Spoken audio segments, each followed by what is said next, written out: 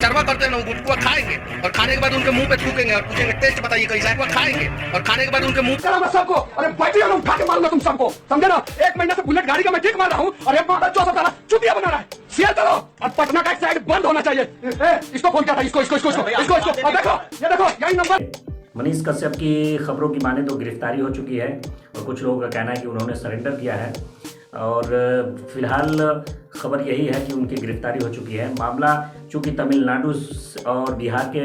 लोगों से जुड़ा हुआ था। मनीष कश्यप के द्वारा एक खबर चलाई गई कि चूँकि बिहार के मजदूरों को तमिल भाषा नहीं आती है तो भाषा के आधार पर भेदभाव करते हुए उन्हें तमिलनाडु से बाहर निकाला जा रहा था, जिस पर तमिलनाडु पुलिस ने ट्वीट भी किया था मनीष कश्यप के वीडियो को लेकर और उसमें कहा था कि आप सबको चीट नहीं कर सकते हैं और ये जो वीडियो है ये पूरी तरीके से स्क्रिप्टेड है। बहरहाल ये मैंने तो 10 से ऊपर से ज़्यादा FIR उनके ऊपर दर्ज हो गए, उनके अकाउंट को सीज कर दिया गया है, उनके खाते को सीज कर दिया गया है, उनके घर की कुर्की पुलिस करने पहुंची थी जिस पर प्रेशर में आके उन्हें सरेंडर करना। अब तक के इतिहास को उठाकर देखा जाए तो जब से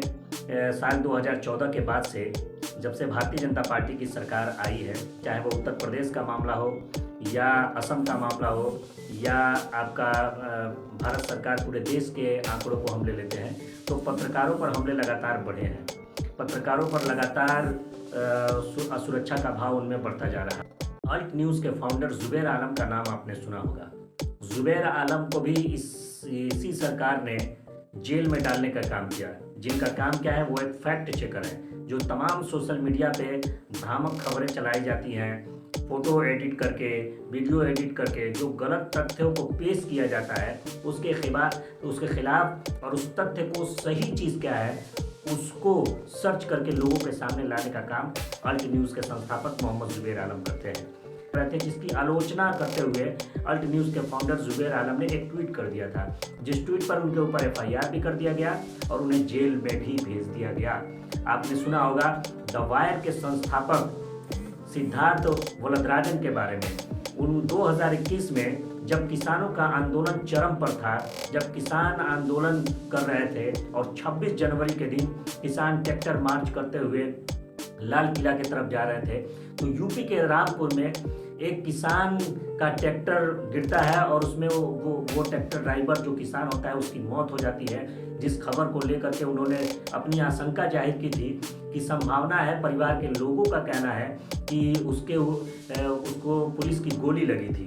इस पर उनके ऊपर भ्रामक खबर फैलाने का और तमाम तरह की धाराओं में उनके ऊपर भी रामपुर के अंदर FIR दर्ज कर दी जाती है। पवन जायसवाल का नाम आपने सुना होगा। ये सच्चा पत्रकार आज हम लोगों के बीच में मौजूद नहीं है, लेकिन उत्तर प्रदेश में ही जब मिड डे मील के भोजन में नमक और रोटी परोसा जा रहा था, बच्चों को नमक और रोटी खिलाया जा रहा था और उस खबर को जब इन्होंने पब्लिक के सामने दिया और स्थिति को लोगों के सामने रखा तो उस पर सरकार की छवि खराब करने का आरोप लगाकर इसी भारतीय जनता पार्टी की सरकार ने उस पवन जायसवाल के ऊपर FIR करके उनको जेल भेजने का काम किया था, उनके ऊपर देशद्रोह का मुकदमा दर्ज करने का काम किया था। आपने सुना होगा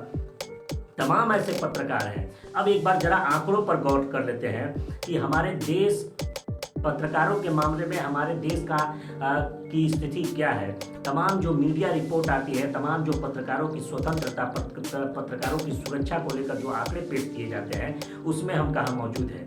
एक व्यक्ति के द्वारा, एक यूट्यूबर के द्वारा लगातार अफवाहें फैलाई जाती हैं, उस पर हम इस तरीके से खड़े हैं, लेकिन पत्रकारों के साथ जो हो रहा है उस पर हम कहाँ खड़े हैं, इस पर भी गौर करने की ज़रूरत है। RRAG की रिपोर्ट को अगर हम देखते हैं तो ये पाते हैं कि सन 2020 में यूपी में पत्रकारों के खिलाफ 37 मुकदमे दर्ज हुए हैं। इस दौर में भारत में 13 पत्रकारों की हत्याएं हो गई। सबसे बड़ी बात यह कि इन सभी पत्रकारों ने अपनी सुरक्षा को लेकर के पुलिस को सचेत भी किया था, लेकिन पुलिस ने वक्त रहते काम नहीं किया और इन पत्रकारों को अपनी जान गंवानी पड़ी। लोकतंत्र के चौथे स्तंभ के सुरक्षा प्रदान में पत्रकारों के स्वतंत्रता के ऊपर काम करने वाले सबसे बड़े NGO राइट एंड रिस्क के एनालिसिस ग्रुप ने अपनी रिपोर्ट में साफ साफ कहा है कि पत्रकारों पर हमले के मामले में उत्तर प्रदेश सबसे ऊपर है। उन्होंने अपने रिपोर्ट में इस तरीके से लिखा है, ये मेरे शब्द नहीं है, उन रिपोर्ट के शब्द को मैं बता रहा हूँ कि बगदाद, काबुल और इस्लामाबाद के बाद अगर पत्रकारों के लिए सबसे कोई खतरनाक जगह है तो वो उत्तर प्रदेश है। इस रिपोर्ट विदाउट बॉर्डर्स ने अपने रिपोर्ट में साफ साफ कहा है कि भारत पत्रकारों के लिए बहुत सेफ देश नहीं है। उन्होंने 2021 में वर्ल्ड प्रेस फ्रीडम इंडेक्स को जाहिर किया, जिसमें 180 देशों में भारत को 142वां स्थान दिया। रिपोर्ट विदाउट बॉर्डर्स ने 37 ऐसे नेताओं की सूची जारी की जो लगातार मीडिया और पत्रकारों पर हमलावर होते हैं और उनको अपने नीचे दबा के रखने का प्रयास करते हैं। आपको ये जानकर हैरानी होगी कि उसमें हमारे देश के प्रधानमंत्री नरेंद्र दामोदर दास मोदी जी का भी नाम है। आपने हाल ही में सुना होगा कि बीबीसी ने एक डॉक्यूमेंट्री जारी किया था, जिस डॉक्यूमेंट्री गुजरात दंगों से रिलेटेड थी और जिस पे अगले ही दिन खुलेआम पूरे विश्व में भारत की छवि खराब होती हुई नजर आई और बीबीसी के दफ्तर पर आयकर के छापे डाले गए। तमाम ऐसे मीडिया पैनल है जो सरकार के खिलाफ आवाज़ उठाते हैं, तो या तो उनके चैनल को खरीद लिया जाता है, उन्हें सड़कों पर छोड़ दिया जाता है, लेकिन हम उनके खिलाफ आवाज़ नहीं उठाते हैं। हम ऐसे प्रोपगंडा फैलाने वाले जो सरकार के नीतियों का, सरकार के की चापलूसी करके उनसे हाँ में हाँ मिलाकर चलने वालों के खिलाफ अगर कोई इस तरीके से शिकायत होती है तो उस पर हम अपनी आवाज़ उठाना शुरू करते हैं। बहरहाल ये सोचने और समझने की ज़रूरत है कि हमारे लोकतंत्र का चौथा स्तंभ किस प्रकार सुरक्षित होगा, कैसे उनकी जान और माल की सुरक्षा की जाए ताकि वो निर्भीक होकर, निष्पक्ष होकर सरकार की आंखों में आंखें डालकर जनता के लिए सवाल कर सके।